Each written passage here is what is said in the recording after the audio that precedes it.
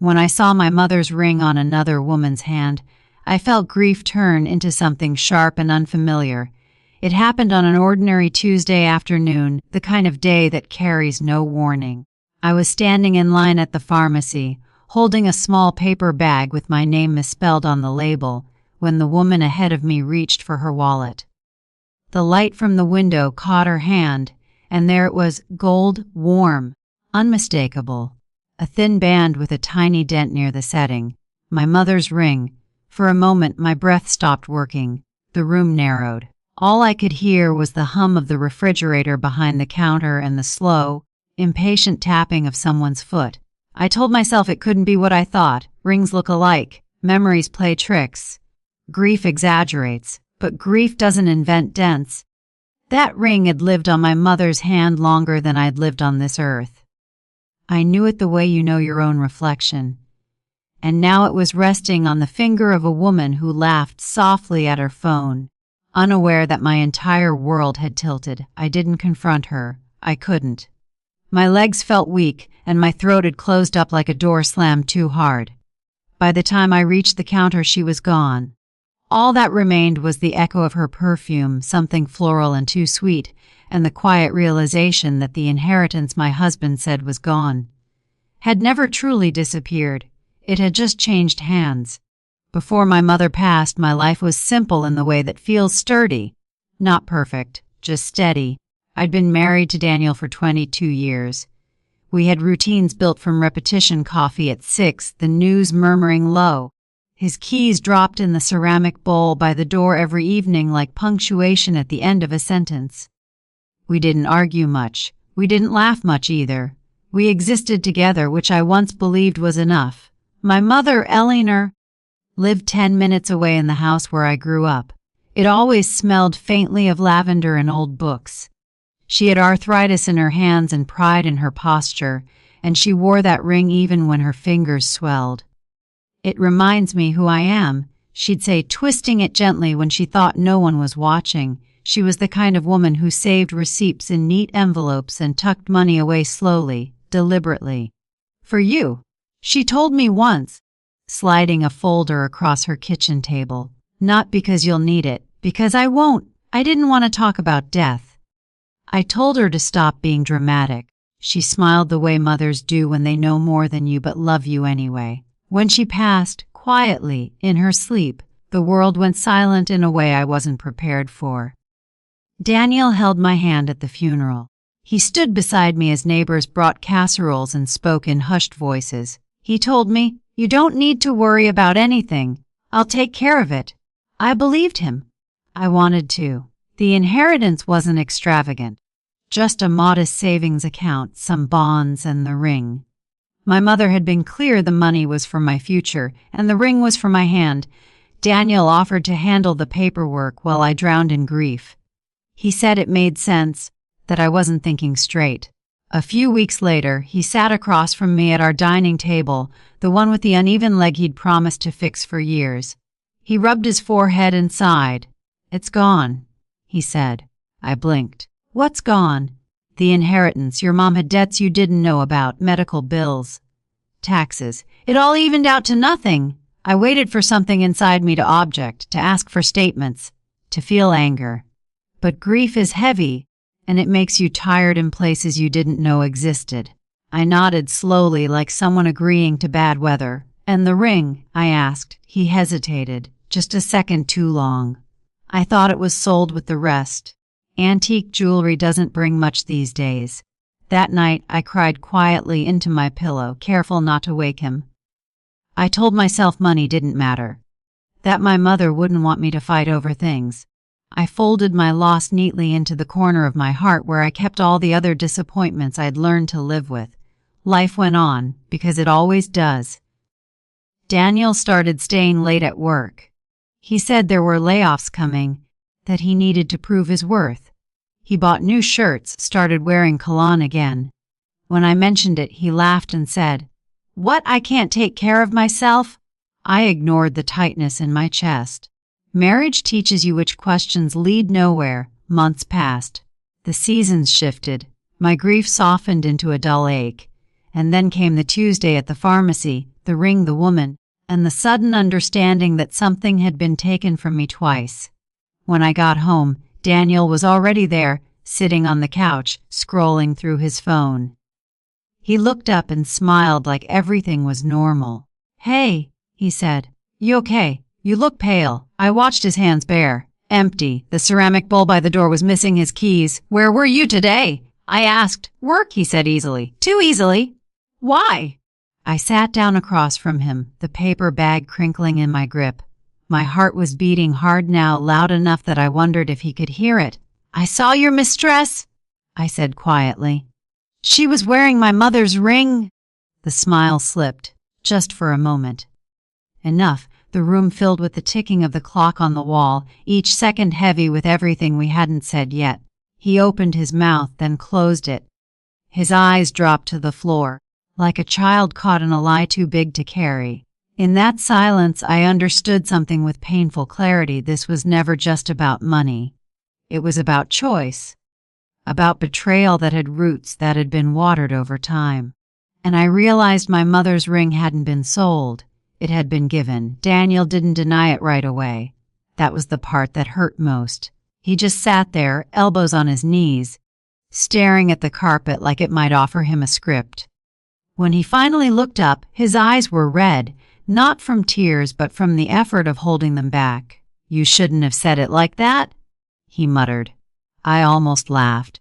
Not because it was funny, but because it was so small compared to what he'd done. "You shouldn't have said it like that," as if betrayal had a preferred tone. "So it's true," I said. My voice surprised me calm. Flat. "You gave her my mother's ring." He rubbed his hands together, slow and deliberate, like he was warming them over an invisible fire. "I didn't think you wanted it," he said. "You never asked about it again." I stared at him. 22 years of marriage, and this was the story he chose. I asked. I said, "You told me it was gone." He looked away again. Silence settled between us, thick and uncomfortable. I could hear the refrigerator kick on in the kitchen, the same low hum I'd heard at the pharmacy. It felt like the world was mocking me with repetition. Her name was Lydia. He didn't say it at first, but I knew. I'd heard it once before, months ago, when his phone lit up on the nightstand and he'd been in the shower. "Lydia can't wait to see you." He'd laughed it off then, said she was a coworker going through a divorce. She needed something meaningful, he said now, his voice softer. I wanted to show her she mattered. I felt something inside me settle like dust after a collapse. "She mattered," I repeated. "More than your wife? More than my mother?" "That's not what I stop," I said gently. "Just stop." He tried to explain. They always do. He said it started after my mother died, that I'd been distant, wrapped in grief. He said he felt invisible. He said Lydia listened to him, admired him, made him feel young. The words came out rehearsed, like he'd practiced them in the car. I listened without interrupting. Not because I agreed, but because I wanted to remember this version of him, the man who could justify anything if it made him feel wanted.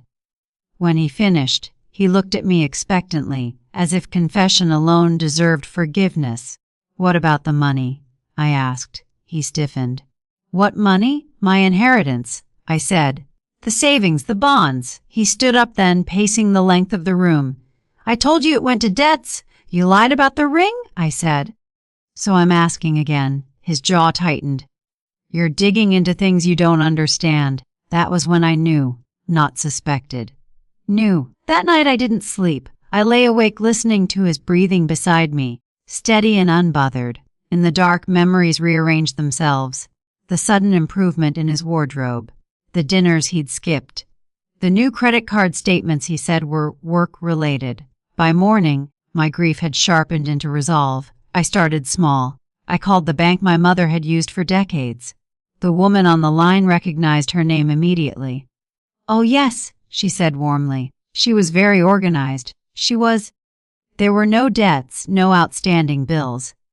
The account had been closed 3 weeks after the funeral. The funds transferred, authorized by someone with power of attorney, Daniel. I sat at the kitchen table long after the call ended, my coffee untouched, growing cold. Outside, a neighbor was mowing their lawn, the sound steady and rhythmic. life continuing indifferent. I didn't confront him again. Not yet. I needed to see the shape of the truth before I decided what to do with it. Over the next few weeks, I paid attention in ways I hadn't before. I noticed how he guarded his phone, how he stepped outside to take calls. I noticed receipts in his pockets, restaurants I'd never been to, towns he claimed not to visit. I noticed how he avoided my eyes when money came up.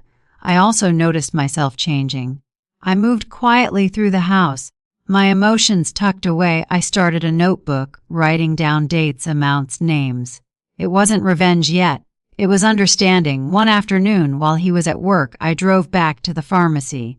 I waited. She came in around 3. Same perfume, same laugh.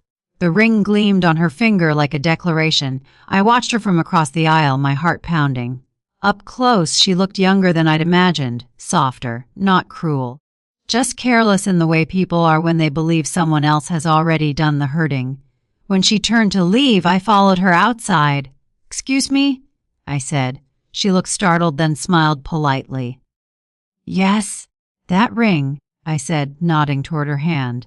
"It belonged to my mother." Her smile faded. I don't know what you mean." "My husband gave it to you," I said. "Daniel?" Her face drained of color. She looked down at the ring, then back at me. For a moment, neither of us spoke. Cars passed behind us, doors opening and closing, ordinary sounds in an extraordinary moment. "He said it was his," she whispered. "He said it was a family heirloom, but that his wife didn't care for jewelry." I felt something unexpected then. Not rage, not triumph, pity. "You're wearing a lie," I said quietly. "Just like I was." She swallowed hard. "I didn't know." I believed her. Or maybe I needed to. I went home and sat at my mother's old desk, the one Daniel had insisted we keep. I opened the drawer where she used to store important papers. My fingers brushed the faint lavender scent she'd loved. I realized then that this story wasn't over. Not by a long shot. I wasn't angry enough to scream. I wasn't broken enough to beg. I was something else entirely awake. And once you're awake, you can't pretend to sleep again. I didn't tell Daniel about the bank call. I didn't tell him about Lydia. I moved through the house like a guest who knew her stay was temporary, careful not to disturb anything, careful not to reveal what I was carrying inside. Instead, I began gathering truth the way my mother used to gather savings, quietly, patiently, one piece at a time. I requested copies of the power of attorney my mother had signed during her final hospital stay. I remembered the day clearly now. Daniel had brought the papers, saying it was just in case something happened. I'd been sitting by her bed, exhausted, grateful someone else was taking charge. My mother had looked at me before signing, her eyes searching my face. "Is this okay with you?" she'd asked. I nodded. I didn't know then that trust could be weaponized. The documents arrived in a thick envelope. I spread them out on the dining table, smoothing the pages like they might wrinkle if I didn't show them respect. Daniel's signature sat confidently at the bottom of each form. Too confident. There were withdrawal records attached. Transfers I didn't recognize, amounts that made my stomach tighten. I cross-referenced dates with my notebook. Patterns emerged. The inheritance didn't vanish in one act. It had been siphoned slowly, deliberately over months. Small enough amounts at first that I might not notice. Then larger ones, a weekend trip here, a purchase there. All under the excuse of handling things. One afternoon, while Daniel was showering, his phone buzzed on the counter. I wasn't proud of what I did next, but I was done protecting someone who hadn't protected me. I picked it up. There were messages from Lydia, dozens of them. Plans, complaints, intimacies that felt invasive just to read. And there, buried between heart emojis and promises, were conversations about money. "She won't notice," Daniel had written. "She trusts me." I set the phone down carefully, like it might explode. My hands were shaking, but my mind was clear in a way it hadn't been in months. That evening, Daniel talked about work while he ate dinner, his fork scraping the plate. I nodded at the right moments. When he went to bed, I stayed up and called a lawyer. Her name was Marissa. She had a voice that carried calm authority, the kind that made you feel steadier just by listening. I told her everything. She didn't interrupt. When I finished, there was a brief pause. "You had options," she said. "And you have evidence." The word options felt like a door opening. Over the next few weeks, I learned how to live two lives at once. In one, I was still Daniel's wife, quiet, agreeable, predictable. In the other, I was documenting, planning, preparing. I opened a separate bank account. I transferred my paycheck there. I gathered statements, screenshots, records. I also did something unexpected. I met Lydia for coffee. She didn't recognize me at first. When she did, she looked like she might bolt. I gestured to the chair across from me.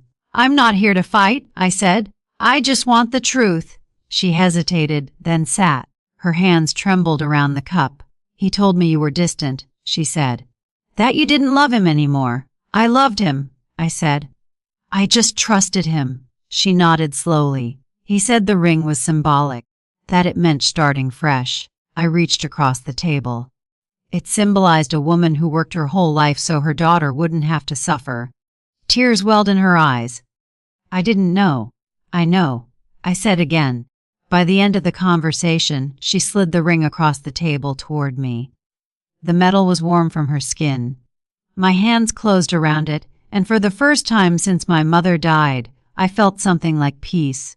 I didn't tell Daniel I had it. The confrontation came on a Sunday morning, quiet and unassuming. He was reading the paper, coffee steaming beside him. I placed the folder on the table between us. "What's this?" he asked. "Your lies," I said. He flipped through the pages, his face draining of color with each turn. Bank records, phone screenshots, copies of the power of attorney. "You went through my phone," he said weakly. "You went through my life," I replied. He tried to argue. He tried to apologize. He tried to explain how he'd planned to make it right eventually. I listened because I wanted to hear how far he'd go to avoid accountability. When he finished, I stood up. "I've filed for divorce," I said. "And I'm pressing charges." He laughed, then a sharp, disbelieving sound. "You wouldn't do that." "I already did." The house felt different after that, quieter, lighter, as if it had been holding its breath all these years and was finally allowed to exhale. Word spread slowly at first. Family asked questions. Friends took sides. Daniel's version painted me as vindictive, cold, ungrateful. I didn't correct them. The truth doesn't need defending when it's documented. The day he was served papers at work, he called me in a panic. "You're ruining my life," he said. "No," I replied calmly. "I'm reclaiming mine." I placed my mother's ring back on my finger that night. It fit perfectly, like it always had. In the mirror, I barely recognized the woman looking back at me. She looked older, tired. But there was something else there too, something steadier. Strength, I realized, doesn't always arrive loudly. Sometimes it comes quietly, in the decision to stop pretending. The weeks after I filed for divorce felt unreal, like I was walking through my own life wearing someone else's shoes. Everything looked familiar, but nothing felt the same. Daniel moved out quietly, taking his clothes, his books, and the ceramic bowl for his keys. The house echoed in ways it never had before. At night, I slept on my side of the bed and left the other untouched. Not out of longing, out of respect for the truth. Grief doesn't always look like tears. Sometimes it looks like space. The legal process moved slowly, painfully so. Marissa warned me it would. "People think justice is loud," she said during one of our calls. "Most of the time, it's paperwork and patience." Daniel tried to delay everything. He claimed confusion, poor memory, emotional distress. He told the court he'd acted in my best interest, that he'd meant to protect me from stress. I sat there listening, my hands folded in my lap, my mother's ring resting against my skin. Every word he spoke felt like a performance I'd already seen too many times. When it was my turn, I didn't raise my voice, I didn't cry. I presented documents, dates, transfers, messages. Truth laid out neatly, the way my mother would have liked. The judge didn't look at me with pity. She looked at me with something better, respect. Outside the courthouse, Daniel finally lost his composure. "You didn't have to humiliate me," he snapped, his voice cracking. "I didn't," I said. "You did that all by yourself." The affair came out shortly after. Not because I told anyone, but because secrets rot when they're exposed to daylight. Lydia ended things with him once she realized how deeply he'd lied.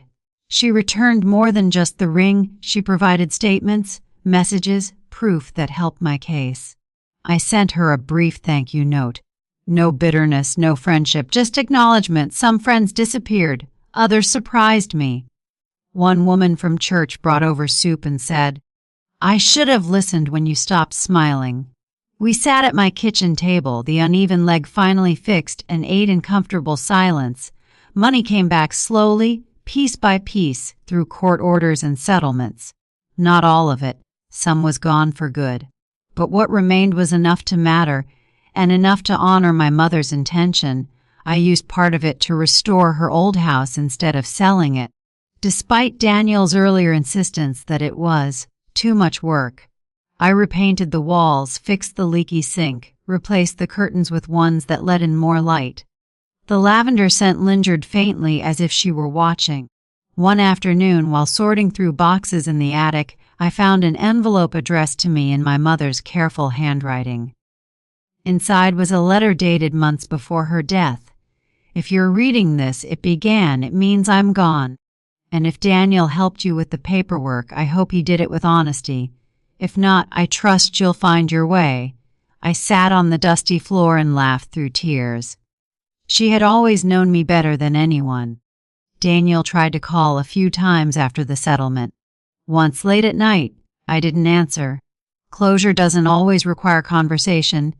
What surprised me most was the quiet that followed, not loneliness but peace. I woke up without dread. I cooked meals for myself and enjoyed them. I wore my mother's ring every day, not as a reminder of loss, but as proof of survival. People asked if I was angry. I told them anger had done its job and left. Some betrayals steal money, others steal time. The worst ones try to steal your sense of self. I didn't let that happen. I learned something important through all of this. Trust is precious, but so is discernment. Love doesn't demand blindness. And dignity, once reclaimed, is hard to take away again. I stood one evening in my mother's kitchen, the windows open, listening to the sounds of the neighborhood settling in for the night. I held the ring up to the light and whispered, "I'm okay." And for the first time in a long while, I truly was. Life didn't suddenly turn bright after that. Healing never arrives all at once. It comes in fragments, scattered across ordinary days. But something inside me had shifted. I was no longer bracing myself for disappointment. I was standing upright in my own life again. The first real test of that came when Daniel's family reached out. His sister called one afternoon, her voice tight and polite in the way people sound when they've already chosen a side but want to appear fair. "He's not doing well," she said. "He says you've turned everyone against him." I looked out the window at the maple tree in my yard, its leaves beginning to turn. "I didn't turn anyone," I replied. "I told the truth," she sighed.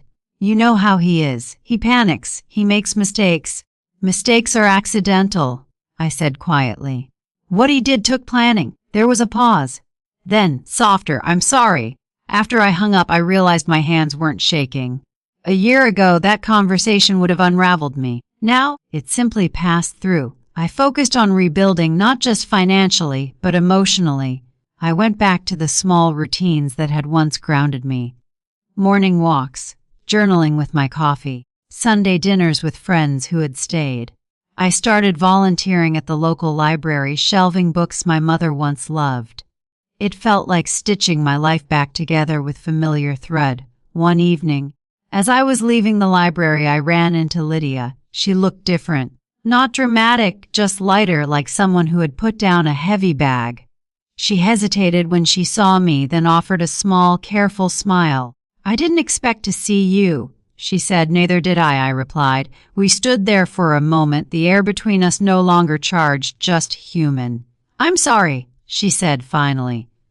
"Not just for the ring, for believing him?" "I know," I said, and I meant it. She nodded, relief flickering across her face. "I hope you're okay." "I am," I said. "I really am." As I walked away, I felt no need to look back. Some chapters don't need revisiting once they're finished. The last legal document arrived on a Thursday. Final settlement. final division. Final proof that what had been taken had been acknowledged. I signed my name slowly, deliberately, feeling the weight of it settle, not as burden, but as closure. That night I cooked a meal my mother used to make when she wanted to celebrate quietly. Roasted chicken, simple vegetables. Nothing fancy. I set the table for one and lit a candle anyway. I raised my glass and smiled at the empty chair across from me. "You were right," I said softly. "About everything." In the months that followed, people stopped asking about Daniel. His name faded from conversations, from my thoughts. Not because I forced it, but because he no longer had a place there. Absence, I learned, can be a gift. I started wearing colors I'd avoided before. I cut my hair shorter. I laughed more freely. None of it was dramatic, just honest. One afternoon, as I was organizing old photos, I came across a picture of my mother standing in her kitchen, her hand resting on the counter, the ring catching the light. She looked strong, uncompromising. At peace, I slipped the ring off my finger for a moment, studying it. It wasn't just jewelry. It was a promise passed down, not of wealth, but of self-respect. I put it back on. Betrayal had entered my life quietly, disguised as trust. But healing arrived the same way, soft, steady, and lasting. I didn't win by destroying someone else. I won by refusing to lose myself. And that, I believe, is the kind of inheritance that can never be stolen. I used to believe betrayal announced itself loudly, that it came with shouting, slammed doors, undeniable proof. But the truth is, it often arrives quietly in small lies. Gentle reassurances, paperwork signed, for your own good. What hurt me most wasn't losing the money. It wasn't even discovering the affair. It was realizing how easily love can be used as permission to take what doesn't belong to you. My mother's ring sits on my hand as I speak these words. Not as a reminder of what I lost, but of what I protected. Of the moment I chose truth over comfort, dignity over denial, myself over fear. If you're listening to this and something feels familiar, that quiet doubt, that voice telling you something isn't right, I hope you listen to it sooner than I did. Love should never require blindness. Trust should never cost you your voice. I didn't walk away angry. I walked away awake. And there's a peace in that I wouldn't trade for anything. So I want to ask you something, and I want you to answer honestly, even if only to yourself. If you discovered the person you trusted most had stolen from your heart and your future, would you stay silent? Or would you choose yourself? If this story touched you, if it reminded you of your own strength, or the strength you're still finding, please share your thoughts in the comments. Your stories matter more than you know. And if you want to hear more real, emotional life stories like this one, stories about betrayal, justice, healing, and quiet courage, make sure you subscribe and stay with me. Because sometimes, the most powerful inheritance isn't money or jewelry.